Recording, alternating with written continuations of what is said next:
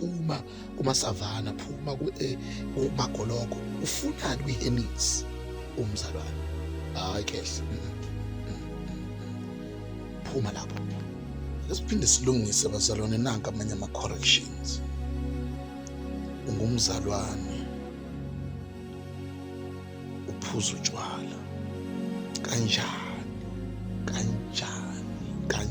Kanjani mfowethu?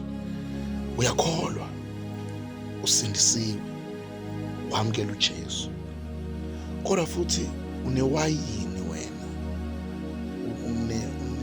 unogoloko uhlala ekhabetheni lakho, noma kunemicimbi emsebenzini wakho, sebeyazi ukuthi kodwa wena umzalwane ubuyashaye kancane. Kanjani mfowethu? Uxawe yini esingisini? Uxawe yini esingisini bafowethu? Mawumzalwane awubulokothi utshwala. Uyazi lezi zinto engizisho lana ngiyonichazela ngelinye ilanga ukuthi why. It's not only ukuthi ngeke uye ezulwini mawenza lezi zinto. There are a lot of things that are attached kulezi zinto. Uphuza utshwala kanjani mfowethu? Umzalwane odakwayo. Shame on you. Ngeke mntanami, ngeke.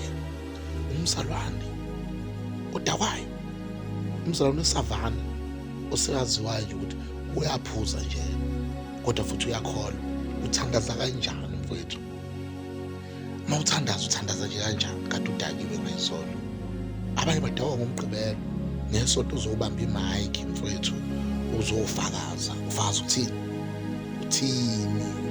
Uworship uthini mfowethu? Ubona uhlala nje lapha emumva ulalela izwi likaNkulunkulu likhulumisana nempilo yakho, uphenduke etshwaleni obuphuzayo.